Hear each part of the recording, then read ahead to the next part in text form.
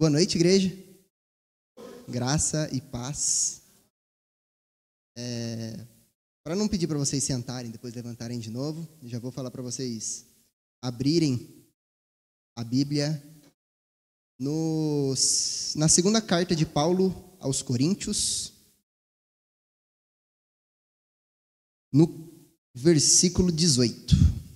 Enquanto vocês abrem, o tema que eu separei para essa pregação é: avivamento nasce com contemplação.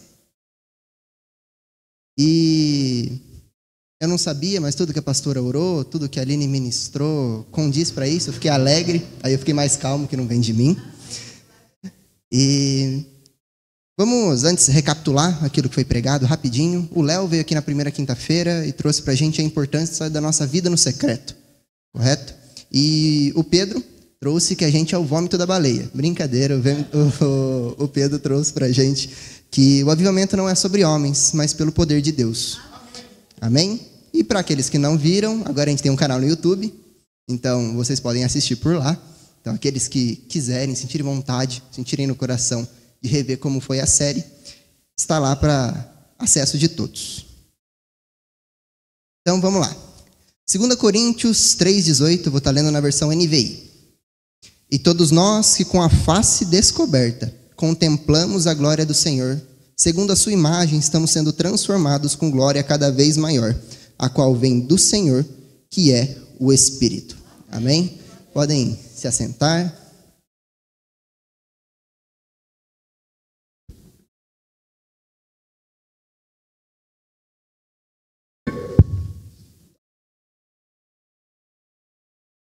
Igreja, o que eu quero falar, resumindo, é que para que nós possamos viver um avivamento aqui na terra, nós precisamos ser transformados à imagem do nosso Senhor.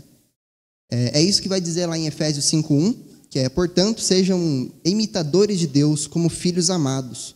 Então, para que nós possamos viver um avivamento, nós precisamos ser transformados. E então a pergunta que fica é: como ser transformado? E esse versículo nos responde, que é, basicamente, com a face descoberta, nós contemplamos o Senhor e assim somos transformados segundo a sua imagem de glória em glória. Amém? Então, como ser transformado? Contemplando a glória de Deus. Então, como nós podemos contemplar? Contemplação, basicamente, é uma profunda aplicação da mente em algo. É meditação, é uma reflexão. E a pergunta, então, como contemplar? E existem diversas maneiras a qual a pastora fala aqui pra gente, todos os domingos, todas as quintas, na qual a gente pode contemplar o Senhor. Uma delas é com leitura da palavra. Lá em Josué 1:8, o Senhor deixa claro no Antigo Testamento que era para eles meditarem no livro da lei de dia e de noite, para que eles pudessem prosperar. Em Hebreus 4:12, ele vai falar que a palavra de Deus é viva e eficaz, mais afiada do que qualquer espada de 2 gumes. Ela penetra a ponto de dividir alma e espírito, juntas e medulas, e julga os pensamentos e intenção do coração. Então, a palavra de Deus, ela é... o pessoal que é da medicina vai saber falar melhor, mas que juntas e medulas são algo como se fossem quase um só, de tão próximo que são.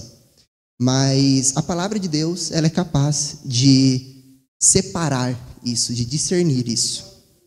E eu vou falar um pouquinho sobre 3 coisas que a gente pode fazer para contemplar o Senhor, e depois sobre uma palavra que Deus me deu, que faz também com que nós contemplemos ao Senhor.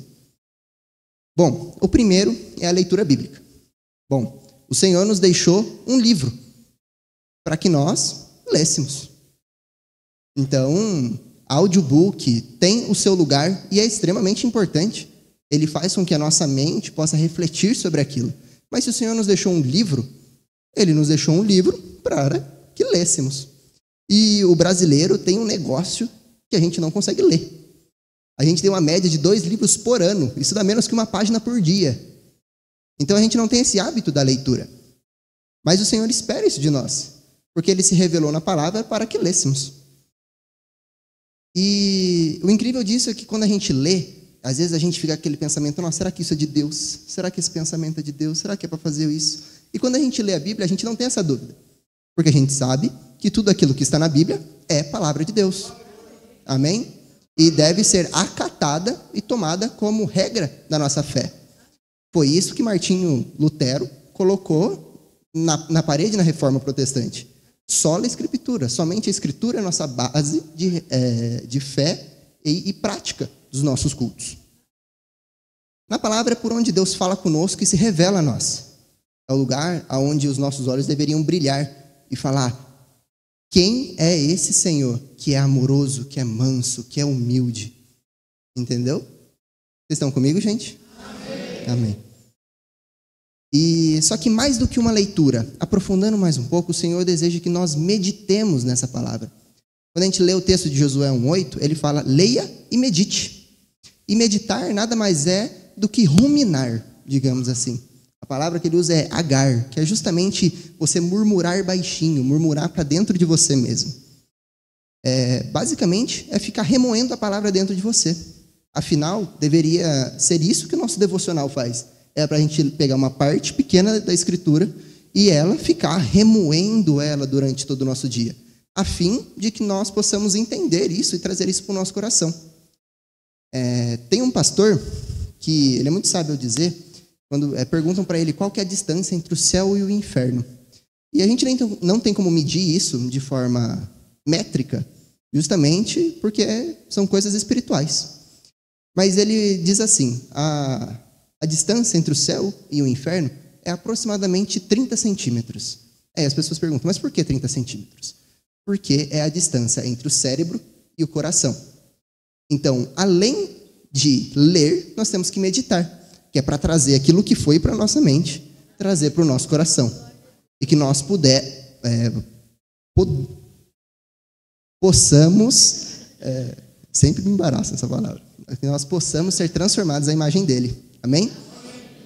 Então, primeiro, leitura e meditação da palavra. Segundo, oração.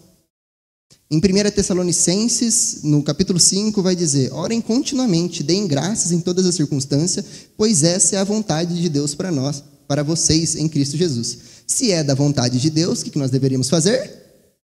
Obedecer. Amém?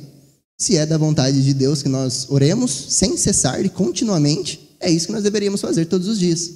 E continuamente não é só 5 minutos antes de sair de casa. Continuamente não é um pouquinho antes de orar: Deus abençoe essa comida, amém, para que não nos faça mal. Mas é orar continuamente. Mas como a gente vai fazer isso?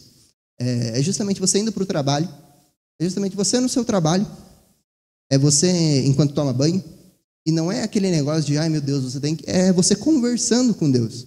Justamente como foi o seu dia, o que está acontecendo, o que está te afligindo. Oração é um relacionamento de um filho com o pai. É como se o Senhor chegasse e perguntasse: como foi seu dia hoje? Aí você fala: Senhor, aquele ser humano me estressou hoje. A minha vontade era brigar com ele e era falar para ele catar coquinho na ladeira. Mas graças ao Senhor, eu não mandei ele catar coquinho. Essa é antiga, né? Perdão. Mas a oração é uma maneira de lançar sobre o Senhor os nossos desejos, as nossas ansiedades, os nossos medos, os nossos anseios, aquilo que a gente tem até de mal. Fala: Senhor, eu estou querendo pecar nisso, mas eu não quero, porque eu sei que o Senhor não se agrada disso. E assim nós vamos criando um relacionamento, onde não só Ele fala, ou onde só nós falamos, mas onde nós falamos e Ele nos responde. Através da palavra, através de circunstâncias que se desembaraçam, através da vida de um irmão, através da vida da pastora, de um aconselhamento, de um tempo de mesa, e assim por diante. Então, leitura e meditação. Em segundo, oração. E o terceiro, como não podia faltar, jejum. Em Marcos 2,19, e o versículo 20 também, vai dizer assim: Jesus respondeu: como podem os convidados do noivo jejuar enquanto este está com eles? Não podem, enquanto tem consigo. Mas virão dias, quando o noivo lhes será tirado, e nesse tempo jejuarão. É uma prática que às vezes é muito esquecida. É uma prática que às vezes é muito deixada de lado, justamente porque existe uma discussão se o jejum é uma ordem ou se o jejum é uma escolha. E assim nós vamos criando um relacionamento, onde não só Ele fala, ou onde só nós falamos, mas onde nós falamos e Ele nos responde. Através da palavra, através de circunstâncias que se desembaraçam, através da vida de um irmão, através da vida da pastora, de um aconselhamento, de um tempo de mesa, e assim por diante. Então, leitura e meditação. Em segundo, oração. E o terceiro, como não podia faltar, jejum. ou algo que o Senhor se esperava. Porque não tem nenhum, no Novo Testamento, nada que escrita assim, vocês jejuarão nesse dia. Vocês devem jejuar. Mas, para mim, é claro que quando Jesus fala, quando o noivo lhe será tirado, e nesse tempo, jejuarão. Então, parece que era algo que Jesus já esperava que nós fizéssemos. E o jejum é uma prática de que a gente mortifique nossa carne. É onde a gente tira os desejos da comida, geralmente, né, para que a gente possa buscar a Deus, para que a gente possa estar mais próximo dele e ficarmos sensíveis à sua voz. O propósito principal do jejum é sempre nos aproximar de Deus. Existem outros propósitos também, como pela vida de um irmão que está enfermo, pela vida de um familiar, porque você quer vencer um pecado, então você jejua para que você não caia nele, para que você vença aquele pecado. Quando é um ato de se humilhar diante do Senhor, depois que você caiu, então, Senhor, eu vou jejuar, porque eu não quero mais cair nisso. E também para que você não peque. Fala, Senhor, eu sei que eu tenho dificuldade nisso aqui, então eu vou jejuar para não cair nisso, porque você fica mais sensível à voz de Deus. Amém? Então, leitura e meditação, oração e jejum. São as 3 principais coisas que nós precisamos ter para que possamos nos aproximar de Deus, para que nós possamos contemplá-lo e ser transformado à imagem de Cristo. Amém? Então essas são algumas maneiras de contemplar, e se a gente voltar no Antigo Testamento, Moisés, quando foi receber a primeira aliança que Deus fez através da lei, ele sobe no Monte Sinai, em Êxodo capítulo 19, e ele passa um tempo com Deus, 40 dias e 40 noites com Deus, e ele contempla a face do Senhor. Tanto que lá em Êxodo 34, a gente vê que quando ele desce do monte, o rosto dele brilhava, de maneira que ele tinha que colocar um véu sobre o rosto, para que as pessoas, aquilo não ofuscasse a vista deles. E da mesma maneira com que Moisés contemplava o Senhor, nós podemos hoje contemplá-lo. Nós provavelmente não sairemos com a nossa face brilhando como brilhou a de Moisés, mas com certeza nós sairemos transformados à imagem do Senhor. Amém?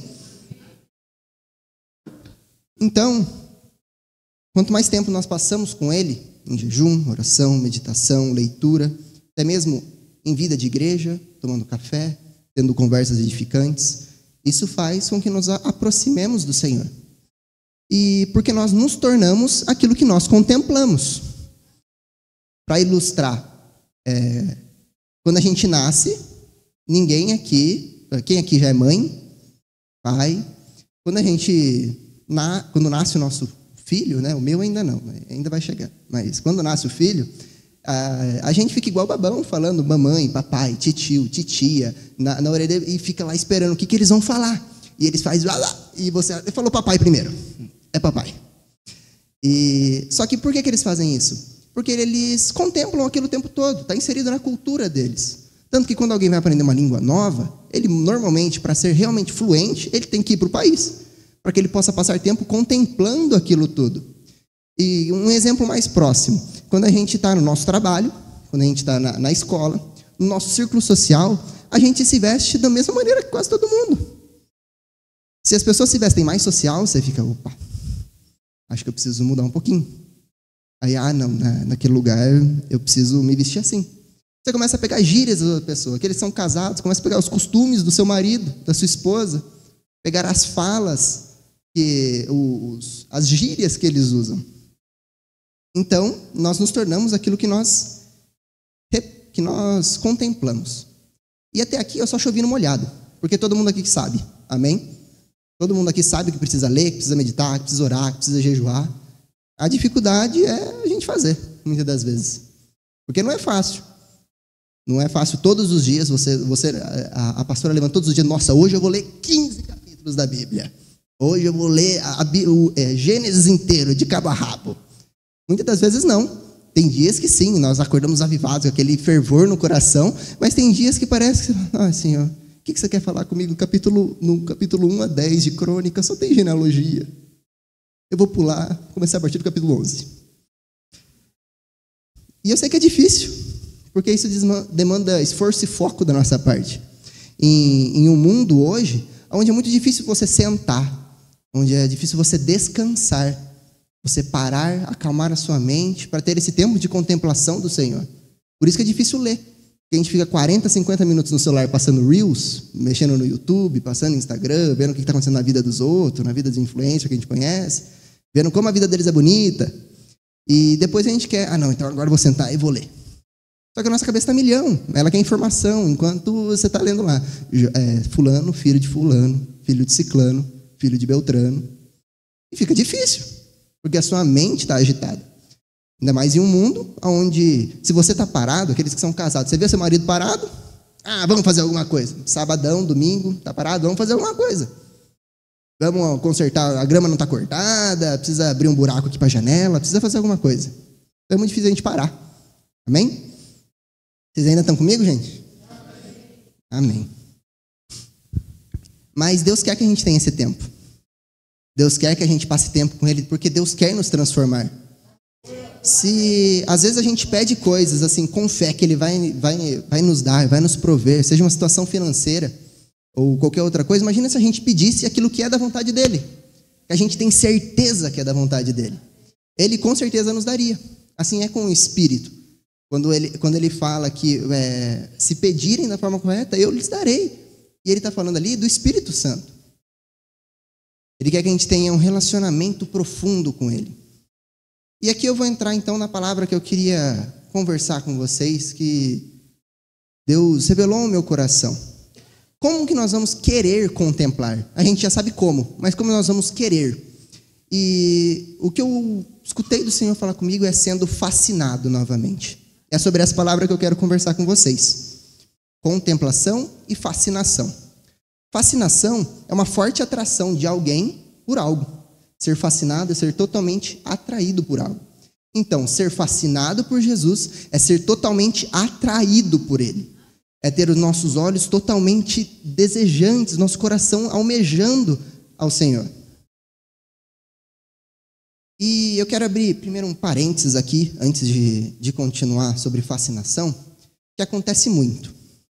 Às vezes, quando a gente vê um recém-convertido queimando de amor por Jesus, eu digo porque eu já senti isso no meu coração, tanto do primeiro amor, quanto de olhar para alguém que estava no primeiro amor. E a gente menospreza por ser mais maduro. A gente olha para ele e fala, isso aí passa. Essa é a chama do primeiro amor.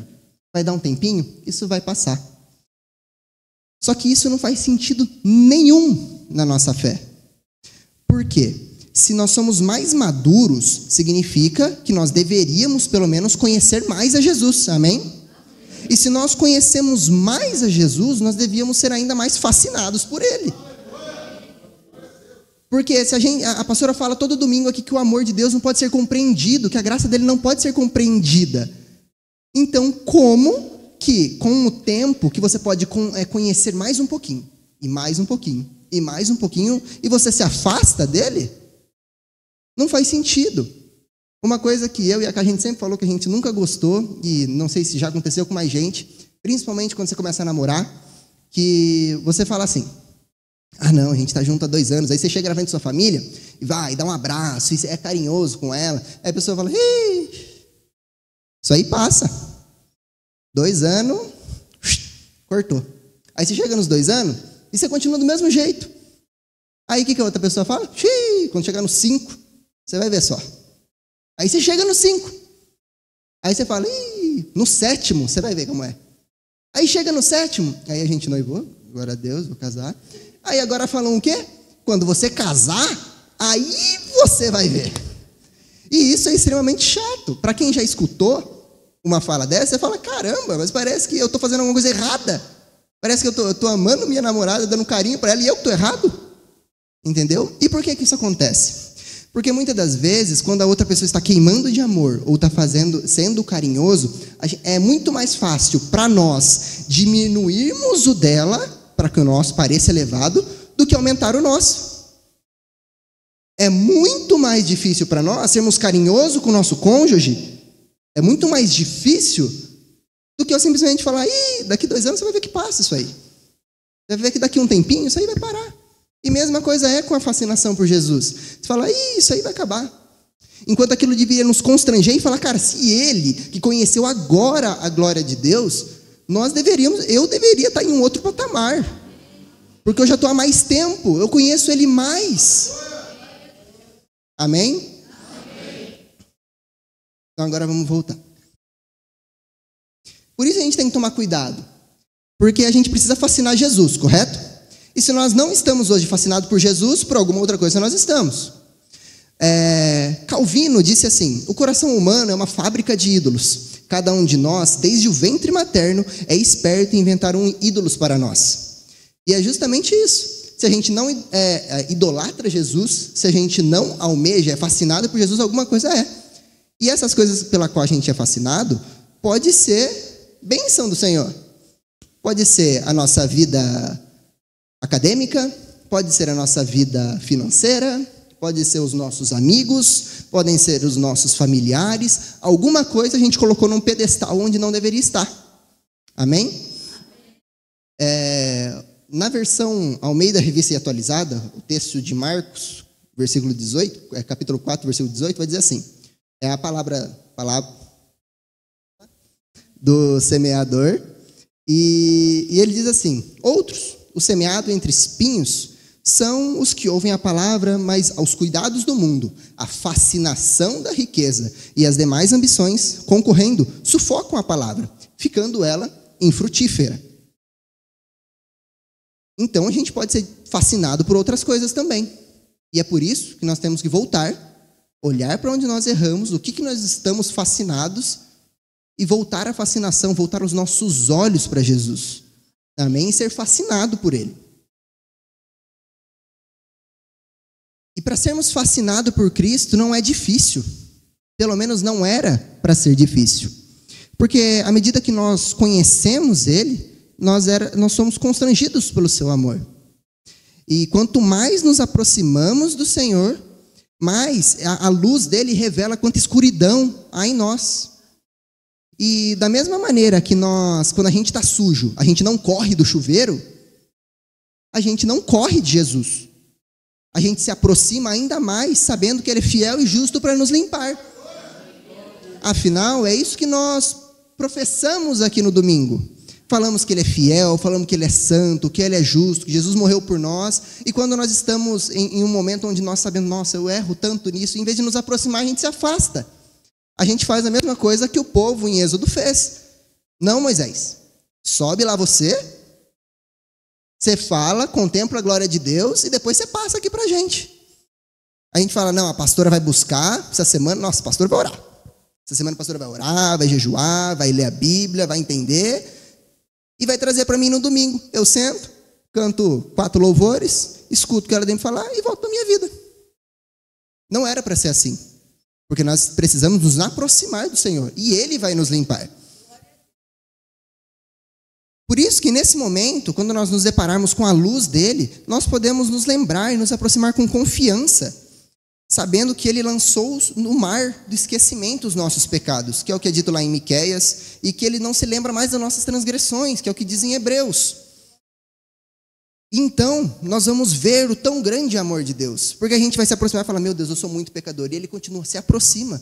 Meu Deus, eu sou muito, muito pecador, se aproxima. Meu Deus, eu sou muito, muito, muito pecador, e Ele continua falando, se aproxime. Nesse momento, a gente vai poder ser, isso é claro que vai nos fascinar, porque nós veremos o quão extraordinário é o texto de João 3,16, onde ele diz, porque Deus amou o mundo de tal maneira, que entregou o seu Filho unigênito, para que todo aquele que nele crê não pereça, mas tenha a vida eterna. Aí a gente vai ser constrangido por esse amor, e esse amor vai gerar em nós fascinação. Então, aí a fascinação vai gerar contemplação. E como diz no texto, a contemplação vai gerar transformação. Amém? E quando nós estivermos fascinados por Ele, vai se tornar muito mais fácil nós contemplarmos. Não por uma obrigação, ou porque a pastora falou que a gente tem que ler a Bíblia, mas porque a gente vai perceber que o véu foi tirado do nosso rosto. que a gente vai poder ter comunhão e um relacionamento com Deus.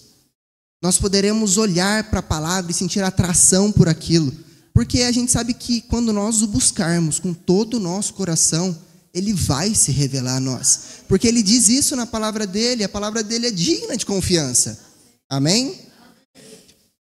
Então se tornará prazeroso nós entrarmos em jejum, nós orarmos, nós lermos, porque nós veremos que Ele conversa conosco, que Ele é um Pai bom, nós poderemos contemplá-lo.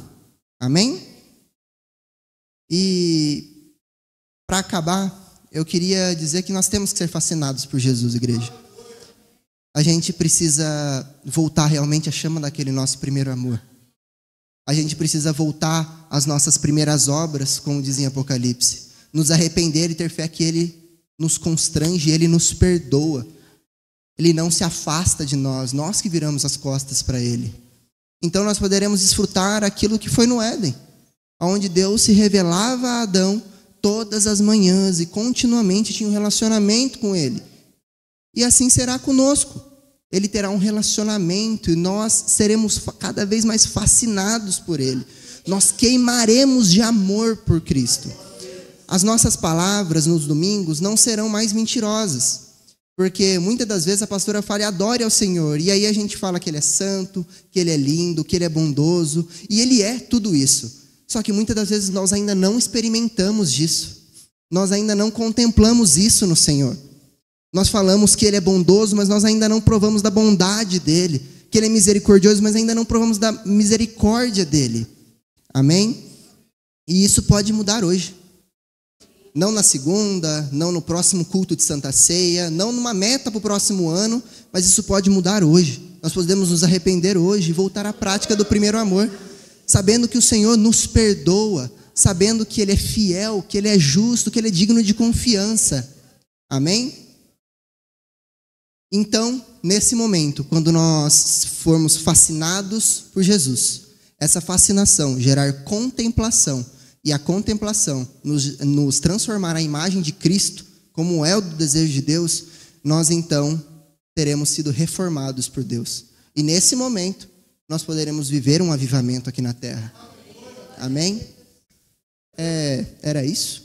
Queria chamar o pessoal do louvor, que a gente tem um tempo ainda, para realmente a gente se render ao Senhor. Para realmente a gente olhar naquilo que a gente tem errado. Olhar qual a fascinação que nós temos tendo. Olhar para aquilo, o que nós estamos idolatrando. Se não é Jesus pelo qual nós estamos queimando de amor, o que é? E tirar Ele desse posto. Pois Ele não deve estar ali.